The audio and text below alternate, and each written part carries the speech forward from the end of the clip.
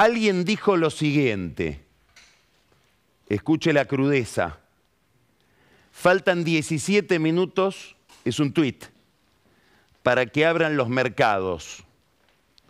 Solo los ayuda el feriado en Estados Unidos.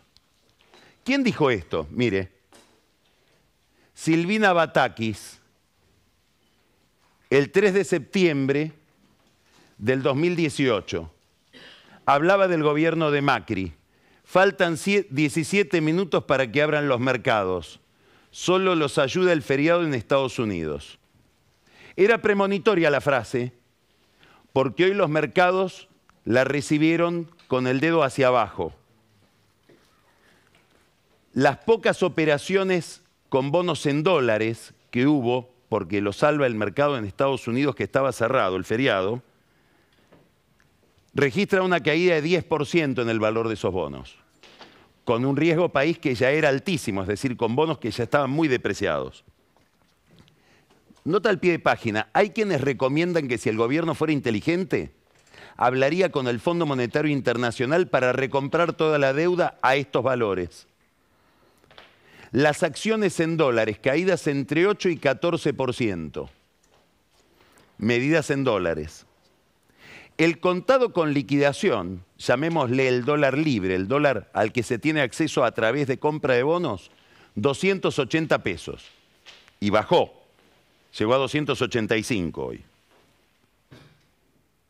El Banco Central tuvo que vender 650 millones de dólares, un Banco Central que venía de comprar dólares gracias al hipercepo que se estableció la semana pasada. Pero el dato más importante de todos no está en estos datos que acabo de señalar. El dato más importante de todos es que el Banco Central volvió a salvar el valor de los bonos en pesos. Los bonos en pesos son los títulos que emite el Tesoro Nacional, el Ministerio de Economía, para financiarse, tratando de tomar pesos del mercado y prescindir en alguna medida de la emisión del Banco Central. Como hay tanta desconfianza ya en el mercado de pesos, de que esa deuda se pague y no haya un reperfilamiento, una reestructuración de la deuda en pesos, el Banco Central sale a comprar esos bonos. Pero claro, para comprarlos tiene que emitir, con lo cual la jugada global sigue siendo la misma. Se quiere evitar la emisión, pero ahora tiene que seguir emitiendo para salvar los bonos del Tesoro. ¿Cuánto se supone que emitió hoy el Banco Central para poder comprar esa masa de bonos? 265.000 millones de pesos. Este es el dato. ¿Por qué? Porque en los días anteriores de crisis con Guzmán, el mercado se alarmaba con compras de 100.000 millones por día. Y hoy pasó muy de largo ese tope y compró bonos el Banco Central por 265.000 millones de pesos. Claro, el mercado que presume con esta emisión para salvar los bonos, se supone que va a haber más inflación, por lo tanto más atraso cambiario, por lo tanto más perspectiva de devaluación. Hay una relación entre la perspectiva de devaluación y la inflación, porque el mercado piensa, si el único precio que no se mueve cuando todos los precios se mueven es el del dólar oficial, bueno, lo que hay que hacer es presumir que ese precio en algún momento se va a mover. ¿Y quién me indica la verosimilitud de ese movimiento? ¿Quién me indica que ese pronóstico, esa expectativa puede ser correcta? La brecha cambiaria, que ha llegado a niveles ya insostenibles. ¿Qué es lo que está mirando todo el mundo esto? Este es un gráfico de Fernando Marul que toma la medición de inflación en 30 años según el INDEC y las mediciones provinciales. Esto es la historia de la Argentina desde el 91 hasta ahora. Esto es la convertibilidad. Fíjense lo que es Menem. Este es el éxito político de Menem. Acá tenemos un pico de inflación posterior al colapso del 2001 y el kirchnerismo, que esa inflación es reposición de la inflación, o si usted lo quiere ver de otra manera, atraso cambiario. Este es el pico de la devaluación de Macri, que se traslada a los precios, y esta es la historia de Alberto. Esto es Alberto Fernández, del 19 al 21. 5%, al 22, perdón. ¿Qué está proyectando este cuadro? Que va a haber una inflación del 94% anual. ¿Qué se supone que va a pasar este mes, cuando se conozca la inflación del mes pasado? Y posiblemente 7%, 8%. Eso en alguna medida explica el timing de la renuncia de Guzmán, de la que ahora vamos a hablar. Ahora, ¿por qué hay tanta desconfianza? Para entender lo que está pasando entre el público, que somos todos, es decir, el mercado no es un grupo de operadores financieros solamente. Esos pueden ser los que entienden mejor la jugada, los que la ven venir. Pero todo, el mercado es la sociedad, todos los que tomamos decisiones económicas. ¿Por qué hay tanta desconfianza en la actual escena oficial? Y acá, para entender este problema, hay que olvidarse de la anécdota, hay que olvidarse de los nombres. Casi sin saberlo tal vez, pero estratégicamente el gobierno en las últimas 48 horas inundó a la prensa, a la opinión pública de nombres, que iba fulano, que se negó mengano. Después vamos a hablar de eso. Vamos a hablar de lo que el gobierno quiere que sepamos y de lo que el gobierno no quiere que sepamos. Pero antes de hablar de eso, lo que hay que entender es que toda esa danza de nombres, esa maraña de nombres, disimula el problema principal. Y en el problema principal está cifrada la desconfianza. Están cifradas las expectativas negativas. Y el problema principal es que, como nunca antes, Alberto Fernández está demostrando una enorme confusión conceptual respecto del problema que debe resolver. Aquí hay dos tesis en el oficialismo, o había hasta ahora dos tesis. Tendremos que ver en los próximos días si sigue habiendo dos tesis o una sola. Una es la que plantea Cristina Kirchner. Cristina Kirchner sostiene que acá hay un problema de falta de dólares por crecimiento. Es lo que ella llama la restricción externa. Lo toma de los libros de Marcelo Diaman, que ha leído, como contamos acá, el año pasado en Odisea. Es decir, hay un crecimiento que sería un éxito, un movimiento virtuoso, que significa demanda de dólares, porque para crecer hay que producir cosas, y para producir cosas se necesitan insumos, y esos insumos en su gran mayoría son importados, y por lo tanto no tenemos los dólares suficientes como para solventar ese proceso virtuoso de crecimiento. Este dilema de la sociedad argentina, que es histórico, existe obviamente, ha sido estudiado por muchos economistas, probablemente el que mejor lo describe y el que mejor propone una solución es Pablo Gerchunov. Esto es un problema, es el problema visto por Cristina. Ve probablemente un problema histórico, estructural, que lo viene señalando desde su primera manifestación pública durante este gobierno en el mes de septiembre del 2020, cuando escribió aquella carta explicando por qué no iba al homenaje que se le hacía a Néstor Kirchner. Estoy hablando del mes de, octubre del 2020. Y esto explica su visión del acuerdo con el fondo.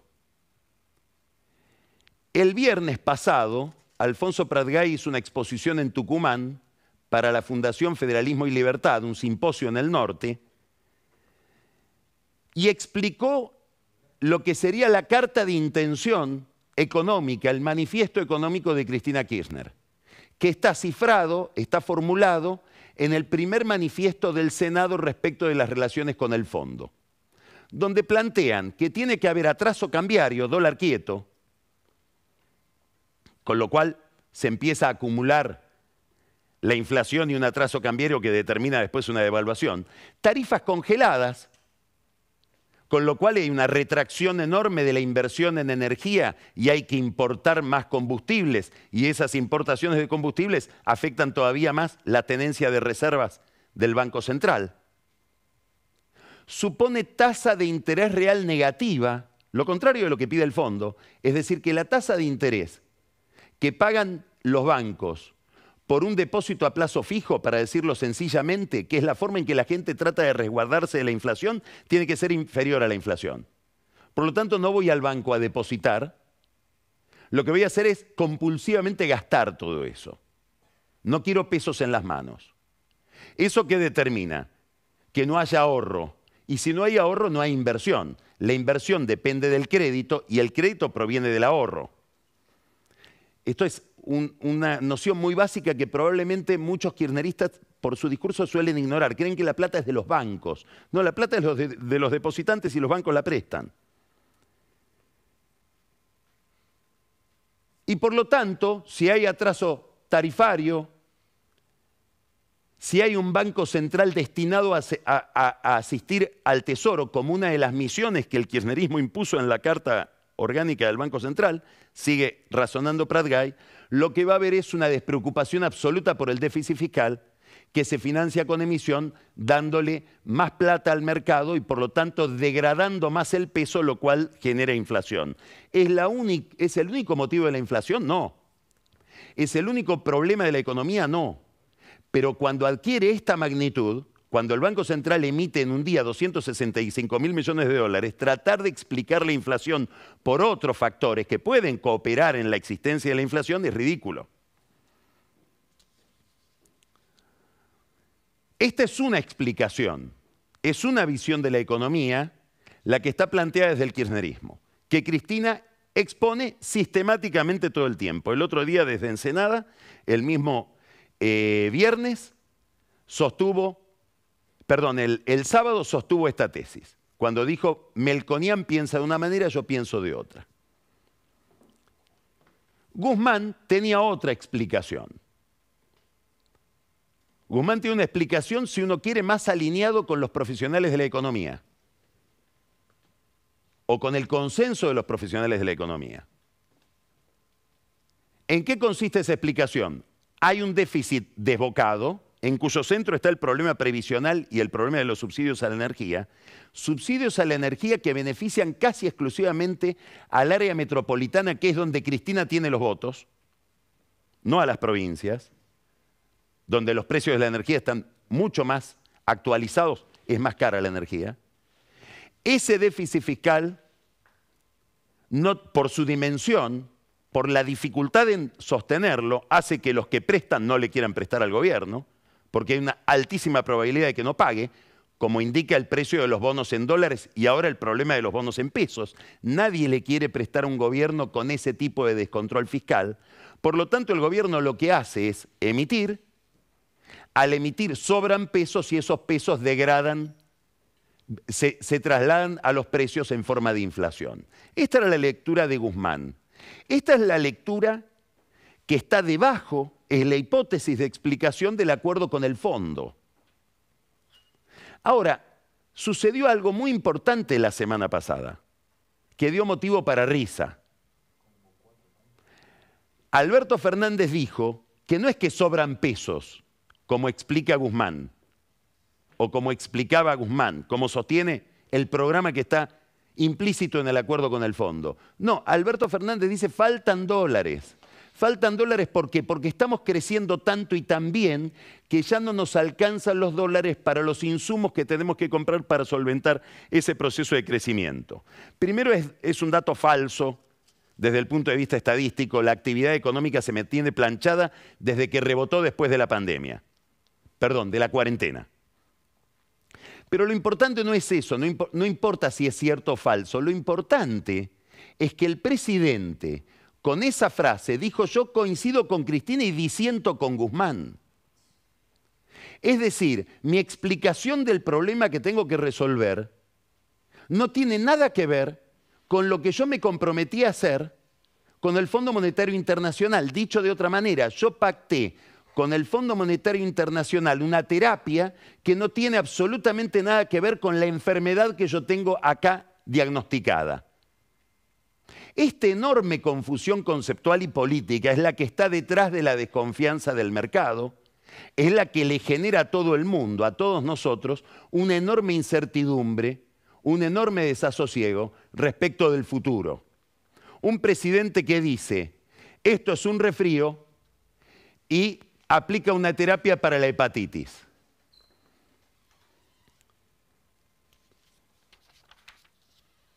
¿Es posible?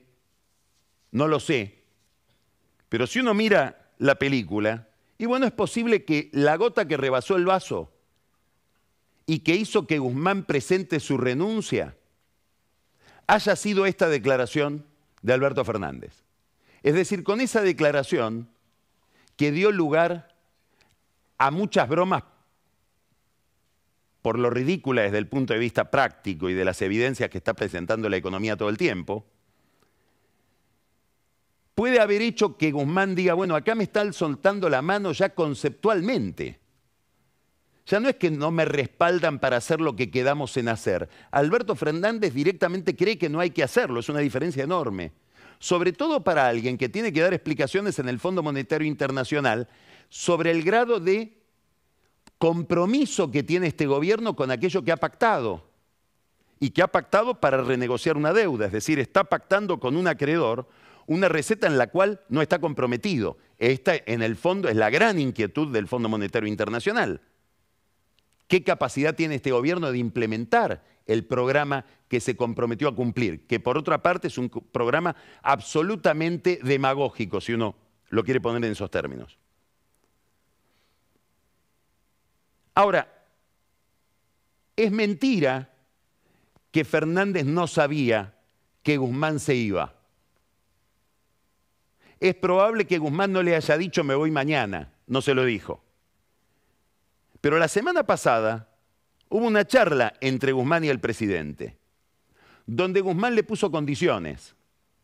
Y las condiciones básicamente se referían al campo energético, que es el gran problema. ¿Por qué? Porque probablemente el único resorte que se pueda tocar razonablemente para cumplir con un ajuste en el déficit público que determine menos emisión y por lo tanto menos inflación, sea el problema del subsidio a la energía, al gas y a la electricidad. Sobre lo cual hay que decir algo que ya dijimos. Estamos hablando de una suba nominal de tarifas, pero una rebaja real. ¿Qué quiero decir? El aumento de tarifas que va a haber, aún el más dramático que el gobierno tiene pactado con el fondo, es menor que la inflación. Es decir, en realidad hay un aumento del subsidio. En el acuerdo con el fondo hay un aumento de los subsidios, con esta inflación. Quiere decir que si además no se aplica esta suba de tarifas, el aumento es mayor. Y al ser mayor, ya es muy presumible que va a haber muchísima más emisión y que el programa se cae por completo, que lo único que se podía cumplir tampoco se cumple. Vamos a mirar lo que está pasando con las tarifas. Vamos a mirar dos cuadros que muestran muy bien el tema, el papel de lo energético en lo económico. El atraso de tarifas no solo determina que las empresas no puedan invertir y que el Estado tenga que volcar una cantidad de recursos fiscales, impuestos nuestros, en ese subsidio. Hay otra derivada del atraso tarifario, que es que uno consume más energía. Hay como un derroche. Esto es lo que muestra Daniel Gerold, que es un experto en energía al que nosotros seguimos de cerca siempre. Ustedes lo deben conocer porque lo hemos entrevistado. Él está mostrando acá la demanda eléctrica residencial, no es la industrial. Fíjense, esta es la línea histórica. Acá estamos hablando de temperaturas. Claro, cuanto más bajas son las temperaturas, esto sería el cero, menos 10%, menos 20%, menos 30% interanual, sube el consumo de energía, es lógico. Esta es la línea histórica de la suba. Mire dónde estamos en mayo y mire dónde estamos en junio. Son récords de consumo por encima de lo histórico. Hasta 12% arriba, en este caso. Es decir, acá no hay solamente un problema de subsidio a la energía, sino que ese subsidio a la energía se va agigantando. ¿Por qué? Porque consumimos mucha más energía porque no sabemos ni cuánto vale. Esto lo quiso corregir Guzmán. No lo pudo corregir por dos razones. Primero, porque había un veto del kirchnerismo que permanece hasta hoy. Este es el gran desafío ahora de Fernández con Batakis. Segundo, porque el propio Guzmán no supo o no pudo ofrecer un esquema de segmentación, que era lo que él había pactado con el fondo. El fondo, cuando él llevó el tema de la segmentación, le dijeron: nosotros no queremos firmar eso, arreglalo vos. A nosotros traenos el ajuste del subsidio. Él les explicó: si yo no muestro públicamente que pactamos ustedes una segmentación, ya esto en serio no pasa por al lado de Cristina, que me veta el aumento en sí mismo de tarifas. Bueno, la segmentación no funciona. Si uno hoy habla con una distribuidora eléctrica, por ejemplo, le van a decir: no solamente no tenemos las reglas por las cuales se segmenta. Escuche esto. Le preguntamos al gobierno, le preguntamos al ente regulador, al ENRE, ¿cómo segmentamos? Y desde el ENRE, la persona especializada en eso nos dice: déjame estudiarlo. Es decir, no sabemos nosotros lo que nosotros decimos.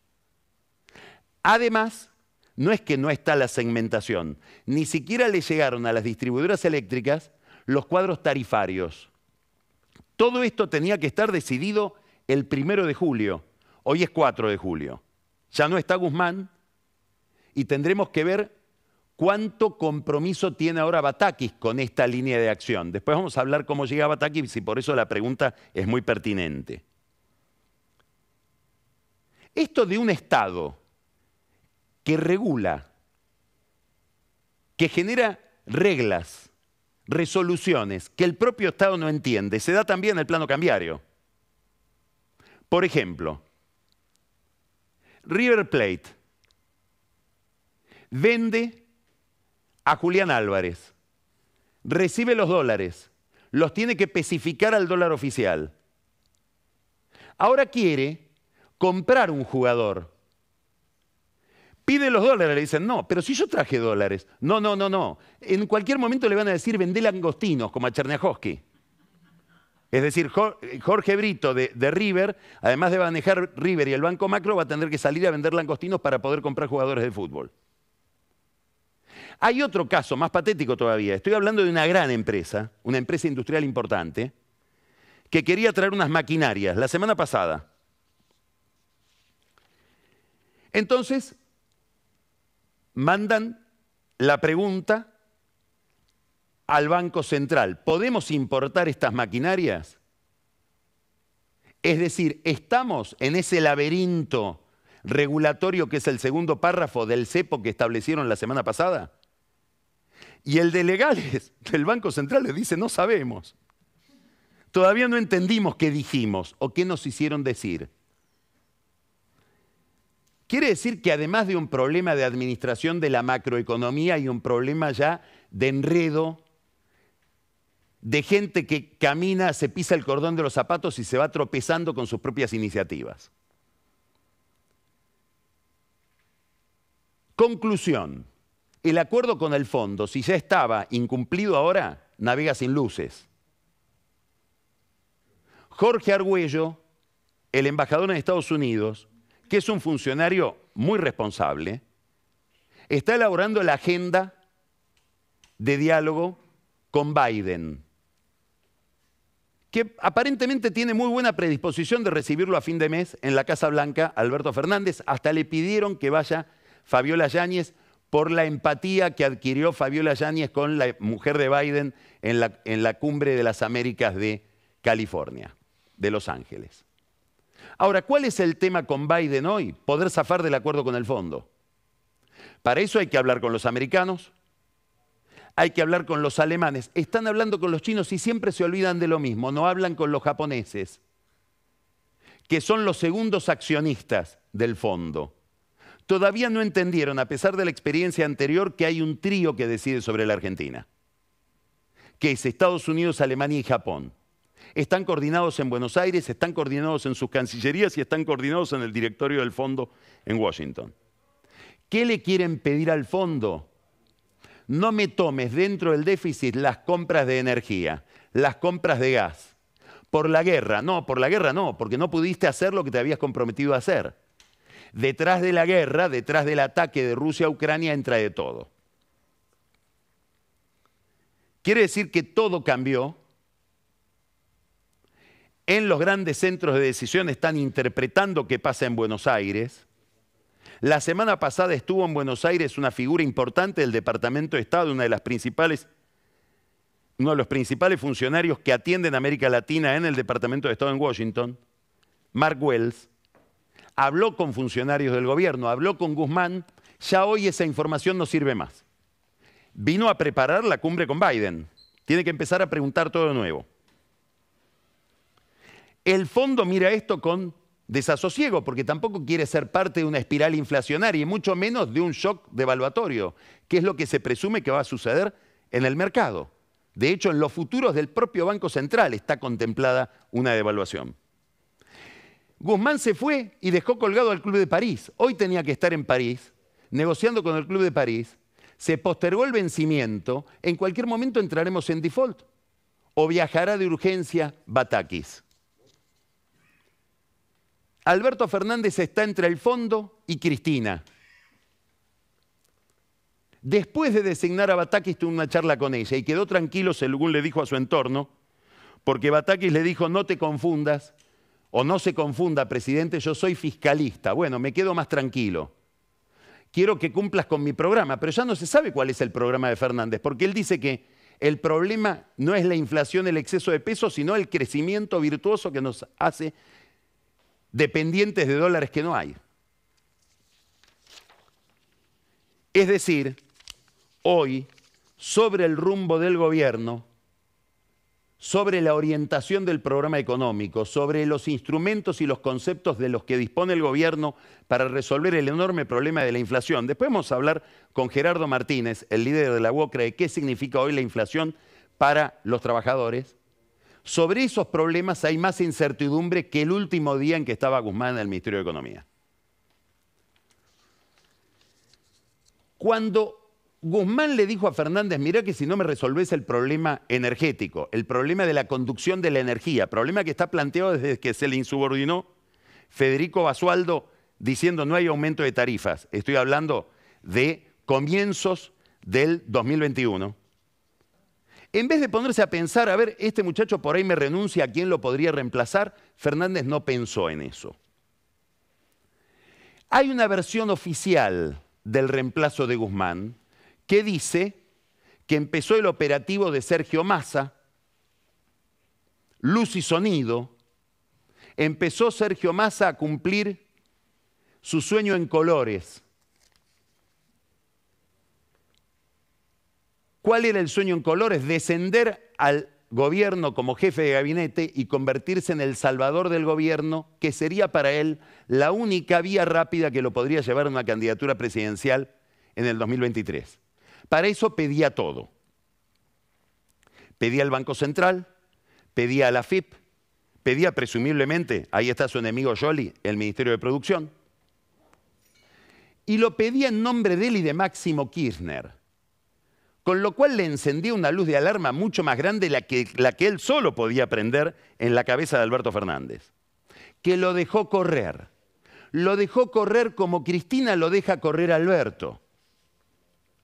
Y Massa empezó a ofrecer él el Ministerio de Economía. Se lo ofreció a Redrado, se lo ofreció a Peirano, se lo ofreció a Marco Labaña. Curioso que lo ofrezca a alguien que todavía no era jefe de gabinete. Lo ofrecía en nombre de una firma que no había. Era un cheque volador, el Ministerio de Economía. El presidente no lo endosaba. Finalmente, no fue Massa. Quedó pésimo con Pelle, porque él pedía el reemplazo. Quedó pésimo con Marco del Pont, porque él pedía el reemplazo. Mientras tanto, Alberto Fernández dice la versión oficial, subrayo esto, dice lo que el gobierno quiere que creamos, discutía con su equipo si una reforma de toda la arquitectura del gobierno, el equipo de él son Vilma Ibarra, Julio Vitovelo, Santiago Cafiero, Juan Manuel Olmos, o solamente el Ministerio de Economía. Él prefería cambiar solo al ministro de Economía. ¿Qué le pedían? Que hable con Cristina. Y él decía, con Cristina no. No voy a perder la dignidad. Dice que cuando dijo no voy a perder la dignidad, un dedecán bajó la vista y movió la cabeza. Le mandaron el mensaje de que Cristina quería hablar con él. Ese mensaje se lo trajo Massa de parte de Máximo Kirchner. Le mandaron al senador Mayans, jefe del bloque de Cristina en el Senado. No quiero perder la dignidad. Al final, se convenció de que tenía que hablar con Cristina. Recurrió a Julio Vitovelo, al secretario general de la Presidencia. Dicen que también intervino Gabriela Cerruti. Le pidieron a Estela de Carlotto que llame a Cristina porque Alberto Fernández quería, por una cuestión de autoestima, quedar como que se lo había pedido Carlotto. Le hicieron a Carlotto pedir que le pidan. Entonces, delante de Carlotto dijo, bueno, sí hablo. Y hablaron 1 hora por teléfono. Media hora de reproches cruzados. Adivine usted quién fue la que hizo más reproches. Ya le di la respuesta con el género del artículo, ¿no? Del pronombre. Y después de esa media hora se habló de el rumbo del gobierno. En un momento dicen que estaba el nombre de Álvarez Agis, de Manuel Álvarez Agis. No sabemos hasta dónde era un nombre de Fernández o era un nombre, en el gobierno usan 2 palabras, de los patrones de Álvarez Agis o de los clientes. Digamos clientes. Marcelo Midling, Sebastián Eskenazi, José Luis Manzano, que querían que llegue Álvarez Agis al Ministerio de Economía. Claro, era bingo, cartón lleno, Massa, que también es cliente o subordinado de este grupo empresarial, sumado a Álvarez Agis, en la que le tomaba el gobierno eran estos empresarios, no Cristina a Alberto. Tuvo suerte porque Álvarez Agis, que le había dicho a estos amigos empresarios, yo si hay un acuerdo político voy, hubo acuerdo político pero igual dijo que no iba. La versión oficial, subrayo, la versión oficial, dice que 2 personas, un hombre y una mujer, de Alberto Fernández fueron los que sugirieron el nombre de Batakis. Miguel Pelle y Marcó del Pont, que en la lista del kirchnerismo son 2 candidatos a ser reemplazados. Sabemos solo algo concreto de todo esto, que hubo un acuerdo entre Cristina y Alberto Fernández. Ese acuerdo fue que Massa no. Es decir, el único acuerdo seguro que hubo fue que Massa no. ¿Cuál es la versión no oficial? ¿Quieren que les diga la versión real? Está absolutamente verificado que el sábado a la noche la ministra era Batakis. ¿Quién puede haber sugerido el nombre de Batakis? No lo sabemos. Yo propongo un nombre, el jefe de Batakis, Guado de Pedro. ¿Qué quiero decir? Que muy probablemente, como el sábado a la noche, no agregué un dato, en la intimidad de la cámpora, la ministra era Batakis, a Batakis la puso Cristina. ¿Esto qué significa? Que todo lo del domingo fue un acting, fue un simulacro, un zafarrancho de deliberación, y que lo usaron a Massa, ida y vuelta, Tigre, para disimular que el nombre ya era el de Batakis puesto por Cristina el sábado a la noche.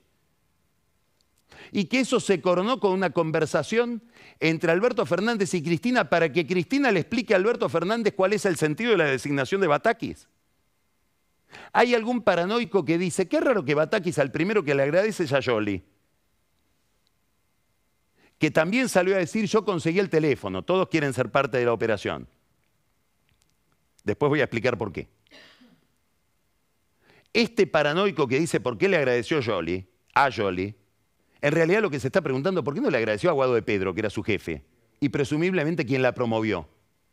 Es raro que Guado de Pedro no aparezca en toda la película, siendo el Ministerio del Interior el jefe de Batakis y el amigo de Cristina. Obviamente que si la historia es la segunda, y yo me inclino por pensar que la historia es la segunda, estamos frente a un fenomenal avance de Cristina Kirchner sobre el gobierno de Alberto. No hay que sorprenderse. Y todo lo demás sería una simulación para salvar la dignidad del presidente ofendido. Vamos a ver cómo sigue esto. ¿Qué quiere decir cómo sigue? Que en las próximas horas, probablemente esta semana, haya una reunión presencial entre Alberto Fernández y Cristina Kirchner. Y en el entorno de Cristina Kirchner, no lo sé, pero supongo, deben pensar para estos movimientos del mercado, si lo que queremos es aplicar nuestra teoría, que es que al mercado hay que disciplinarlo con regulaciones y con represión, no alcanza Batakis. Por eso hoy a la mañana salió corriendo Mansur a decir se acabaron los cambios, porque ve que tiene la marca en el cuello. Por eso Scioli dice, yo la puse, a ver si lo cambian. Scioli a sus amigos les dice, ya tenemos dos ministerios, el de Economía y el mío. Ahora falta solo la fórmula. Scioli, Alicia Kirchner. Ese es el plan del exgobernador de la provincia de Buenos Aires. Se enfrenta a Kicillof, que posiblemente sea en las hipótesis de Cristina una carta para el 2023, pero se enfrenta seguramente a Cristina, que está lanzada.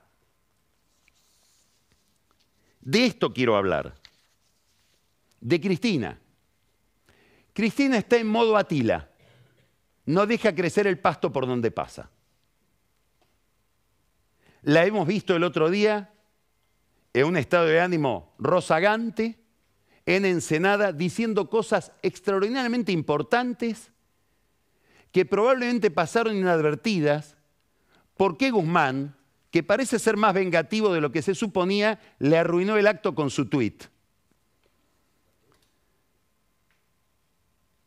Se presentó en Avellaneda con un gran discurso, hasta con números. Se presentó con un gran discurso en Ensenada, ahora va a ir a Calafate y va a seguir haciendo campaña. Está dispuesta a reunir todo alrededor de ella. Todo. Cuando digo todo, es todo. ¿Qué quiero decir? Que este viernes que viene, Julio De Vido, por ejemplo, que hubiera merecido largamente una visita de Cristina en la cárcel, va a hablar en Neuquén, en la Casa Patria, invitado por Oscar Parrilli. Es una reivindicación a De Vido después de 35 años al lado de los Kirchner. Es decir, Cristina está cerrando todo alrededor de ella. Le faltan los movimientos sociales, a los que llamó apretándolos, porque Máximo Kirchner no habla con el Chino Navarro, pero habla con el Gringo Castro, habla con Leonardo Grosso, es decir, con las segundas líneas del movimiento Evita. También para traerlos y para quitarle la última base de sustentación bonaerense al presidente. Ya se llevó a los ministros bonaerenses. Se lo llevó a Ferraresi, se lo llevó a Zabaleta, se lo llevó a Catopodis. Dijo algo que pasó inadvertido el otro día en el discurso de Ensenada. ¿Qué hay que pensar de lo que está haciendo Cristina? Obviamente está pensando en el 2023, está poniendo las piezas para una batalla, que es la batalla electoral. Debe estar pensando en su candidatura. No sabe si le dan los números o no. Está como Macri en eso, tocando el agua, a ver qué temperatura tiene. También se está preparando por si hay un gran huracán y le toca asumir a ella. Son cosas simultáneas, superpuestas, no son alternativas, no es que es para una cosa o para la otra. Pero se está preparando para algo más, que lo viene diciendo sin que se advierta demasiado.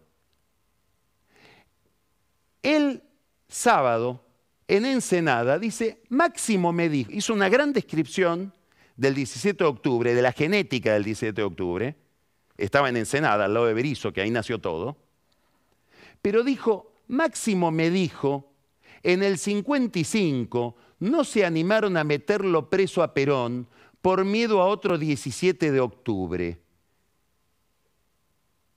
Curiosa la idea. ¿Por qué es curiosa?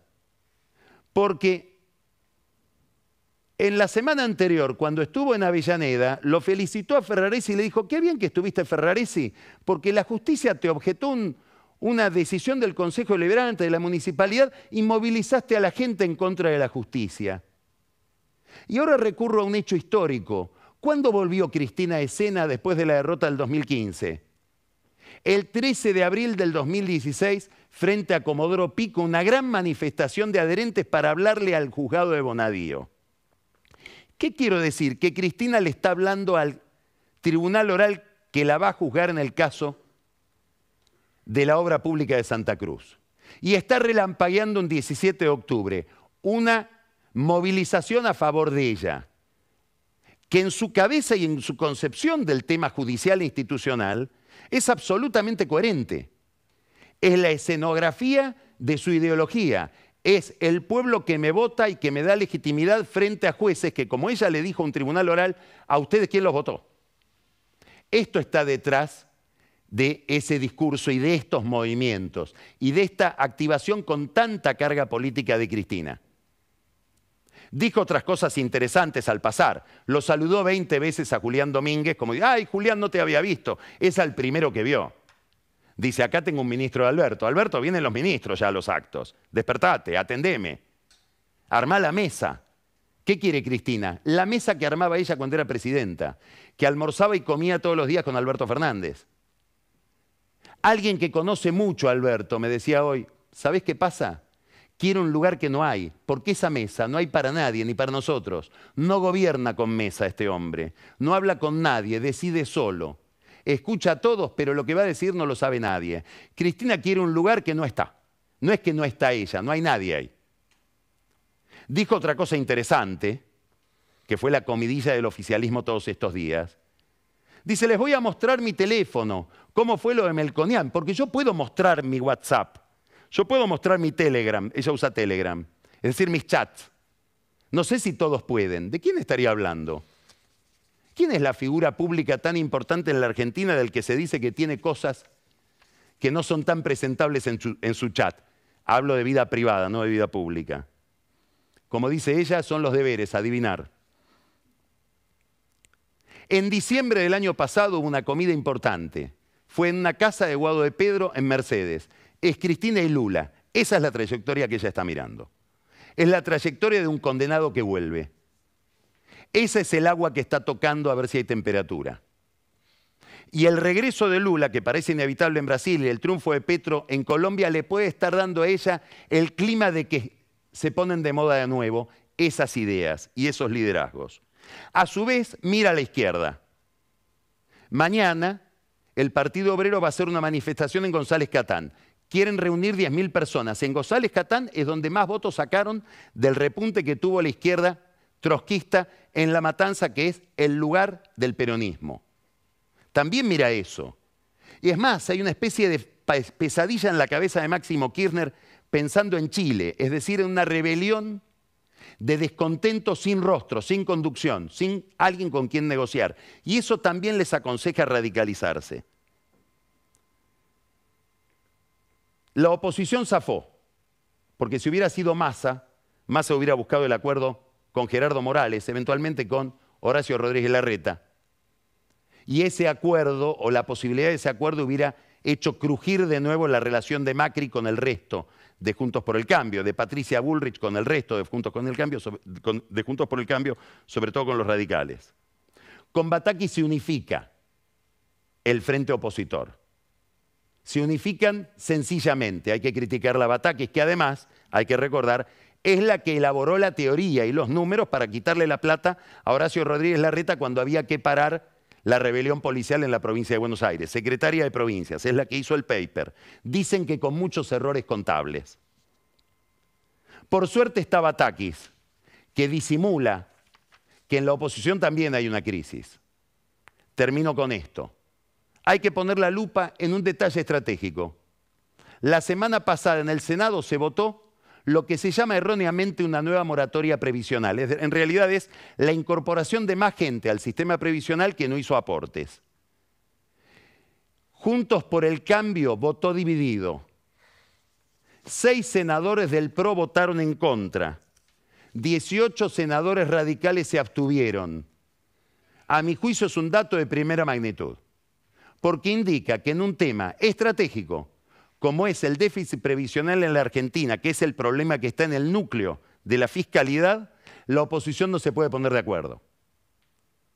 Hay un contrato que tiene que ver con el programa económico que todavía no pueden firmar. ¿Y por qué esto es importante? Porque la crisis crece, porque las cosas se complican, porque con Batakis el mercado está peor que con Guzmán.